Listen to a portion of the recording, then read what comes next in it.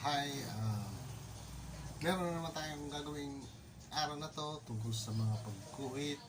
So, ang topic natin ngayon, lesson for some extent like hips. Sa hips tayo. So, yung mga portion ng anatomy pati sa hips ng isang tao or sa isang babae. So, guys, yung gagawin natin, aalamin natin kung paano ba gawin yung hips ng isang babae or isang lalaki. So, guys, tunghayan po natin. So, just start. Ito kasi, itong portion na to, yan. So, dito tayo sa part ng master na talaga. So, kailangan talaga natin masteral illustration lagi. So, ito yung paper natin, no? Kailangan din natin dito na iba nga, kahit scratch lang pwede na. Pero ito talaga ang ano natin, sa piece of paper white. So, we just start sa isang hip portion. Ayan. So, malimit kasi pag gumawa tayo ng outline kaya nito. So, kung papasinin natin ng mga lines na yan. So, yan yung point ng isang pagkuhit ng isang hip. So, let's say ito, i-start na natin para makita natin yung So, gagawa tayo ng isang part ng halimbawa na katalikod. Portion na yan. Ayan. So, yan. So,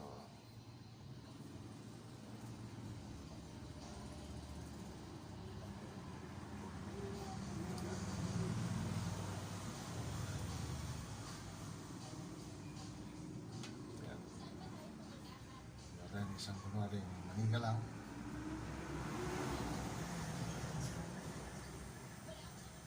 So,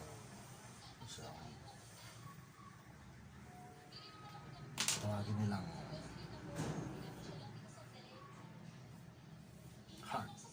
heart shape. So,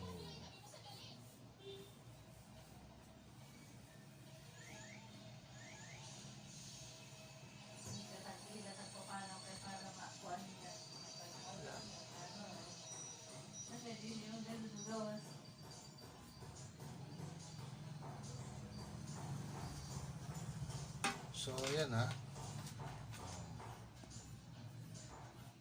Ano na ibayo diha kay orang ang bayot, manay nakabantay na ng bayot.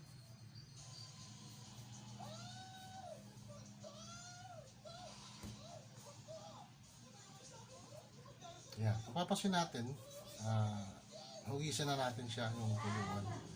So, yung babantay natin yung portion ng galaw ng balikat. So, ito kasi yung mahalaga yung paano mo siya mapapagalaw na let's say ano tayo ng panty niya. Yan. So, yan na. So, yung hips niya, kakaroon siya ng curve na madali mo siya masusundan kasi dahil doon sa hard shape na ginawa ng lines. So ngayon, dito, portion, outline ng braso. So kailangan din natin ng guidelines. Yan. So kaya yung natin nakatingin doon sa dito na part. So, yung character natin, sabihin natin doon nakatingin. So, ayan. So, shift tayo ng, ito yung spinal cord eh. So, shift natin siya na oval. Siyempre yung leg makikita. Yun, yung leg niya. Ito. Let's say nakaganon siya. So, siyempre medyo maliit na yung tapos lalagyan na natin yung dito. Yan. So, ayan na, forma lang yung tao niya. So, yan. Kung sa babae natin siya syempre, kailangan medyo malambot din yung ano niya, yung kamay niya. Pagdating sa anatomy. Kasi yun ang mahalaga na ma-emphasize na malambot yung kamay niya. Kasi syempre, girl, yan. Hindi siyang, pwede kasing tumigas yung ano niya kapag hindi natin mapantayin eh. So, yan. Yan. So, probably, na-forma na siya, no? So kung gagawin natin sa portion ng nakaharap naman siya o kaya nakayupo. So ito na nung gagawin natin. Meron siyang dimension na kumuha ka na lang ng ganito na tinatawag nila na line spinal cord. So ito na yung sa ulo. Tapos, siyempre, size mo yung balikat. So, iharap natin to siya. So, unang-unang mong gagawin sa lines na to, ito yung spinal cord. So, spinal cord, kung makikita mo siya, makikinig siya. Hanggang doon sa, dito na portion, sa, sa pinaka, ng palaka, sa may puwitan niya. So, ngayon, mangyayari, gagawa tayo na box panel na main bali ng dibdib ng isang tao. Kahit na nanguhuli siya, kaya naka-box o kaya naka-oval o kaya naka-rectangle o kaya gusto mong gawin. Naka-square. Yan. Pagdating sa baba, bituka na ito eh, siyempre. So, ito yung part na So, kailangan bigyan mo siya ng space ng below na portion. Tapos dito naman yung heart portion tungkol doon sa balakang. So ngayon, nakuha na natin yung space niya na sa balikat, bituka, at yun sa niya. So ngayon, start tayo. Paano natin siya kung ano yung bigat, doon tayo kukuha ng pwersa diin ng isang illustration para ma-emphasize natin kung ano yung itsura niya. So guys, yung portion na to, syempre, ito yung mostly yung sa ulo. So, ulo to, ayan. So, neck, ayan. Ayan na. Iharap na lang natin dito. Ayan. So, sabihin natin dito yung ulo niya. Tapos ngayon, yung ginawa natin, yung neck niya, siyempre kakaroon ng o kaya babae, sabihin natin. Gawin natin yung to. Bakit kaya ang kamay natin papunta rito.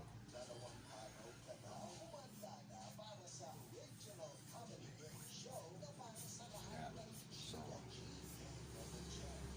kita na natin yung wish niya.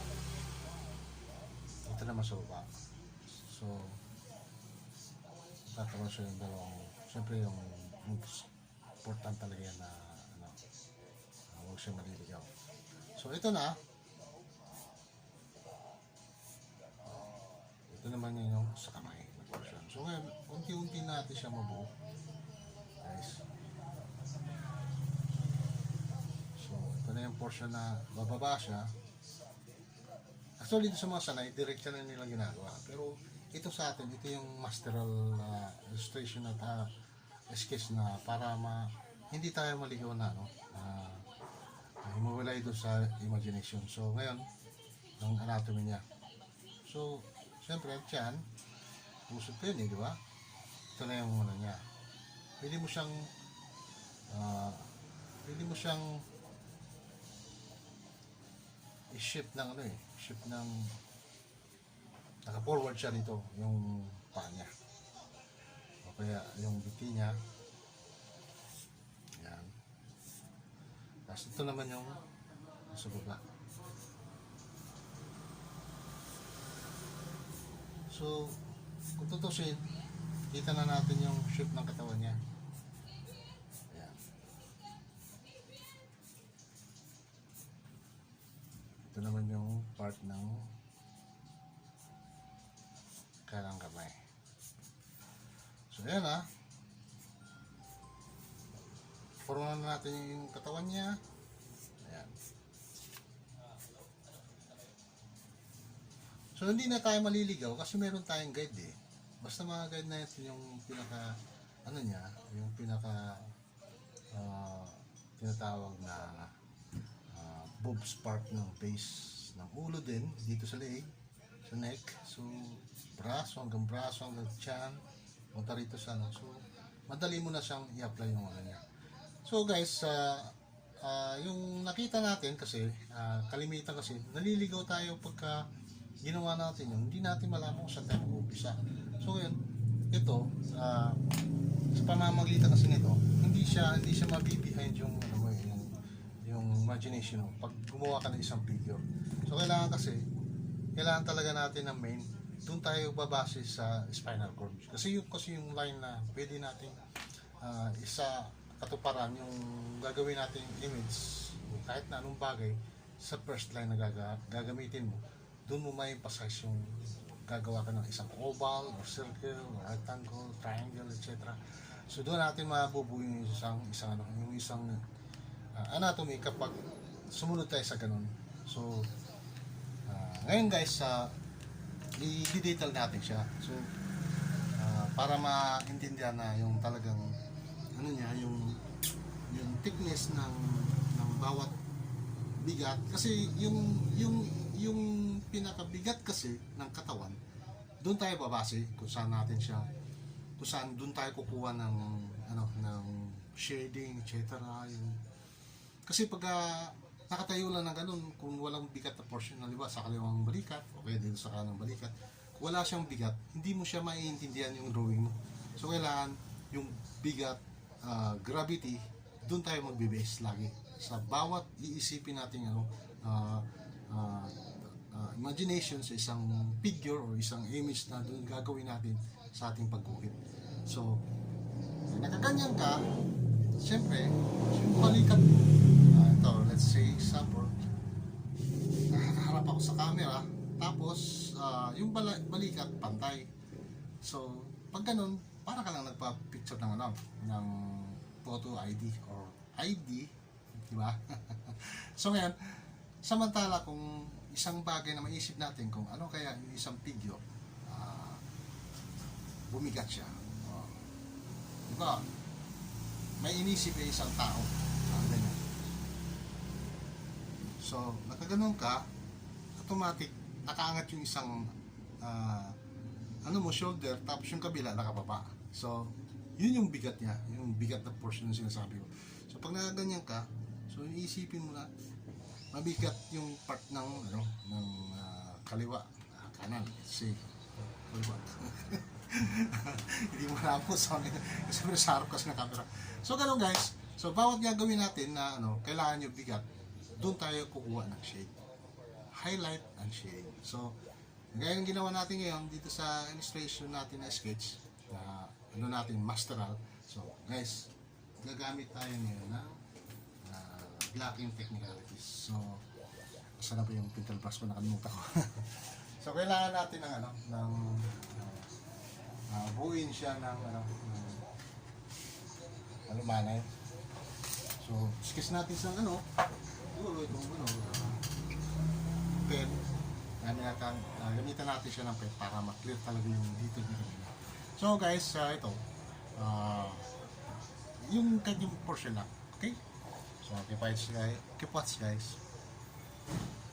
So ito naman mga kapatid, para maintindihan natin yung so nakuha na natin yung portion na to. So kailangan lang natin i-detail lang konti para makita talaga siya.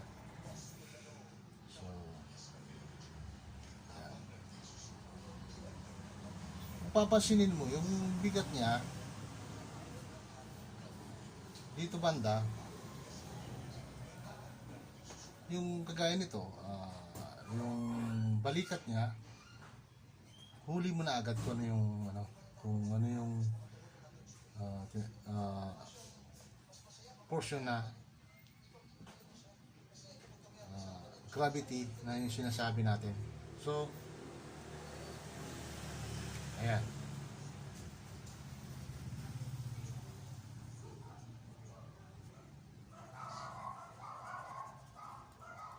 So, ayan na. Mahugis na siya.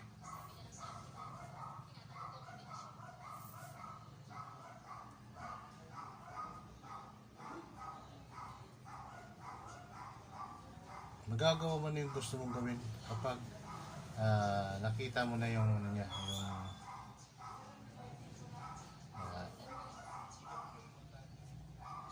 yung basic lines. So buuin na natin yung mukha para mas maintindihan talaga.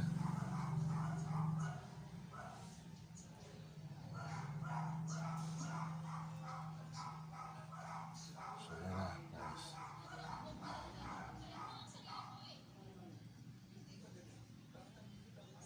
Yan na.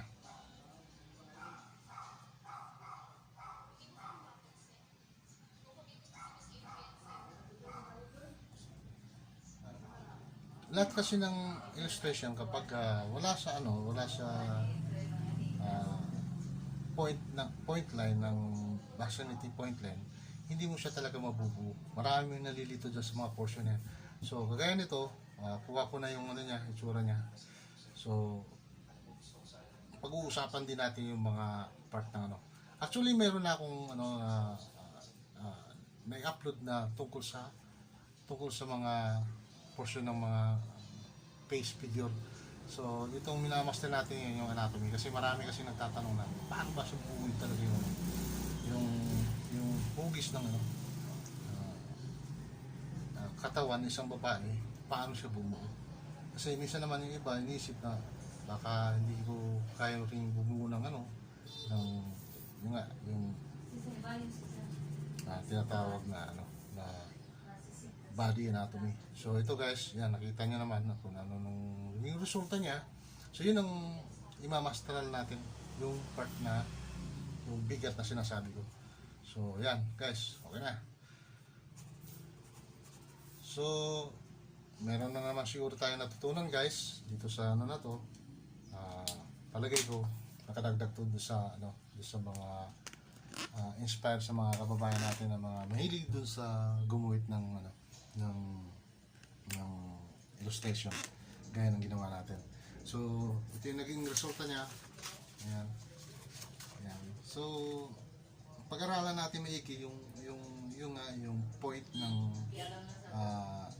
body, pwede natin i-antilod agad dun sa spinal cord ng isang tao, dun sa anatomy ng tao. So ayan, yung naging resulta niya. So marami pa tayong gagawin sa susunod na lecture natin. Most siguro yung mga part naman ng mga baywang o kaya paa. Lahat kakabisaduhin natin. Everyday, mag-drawing tayo na mag-drawing. Basta may time, may pag-asa. So guys, thank you so much. Next video.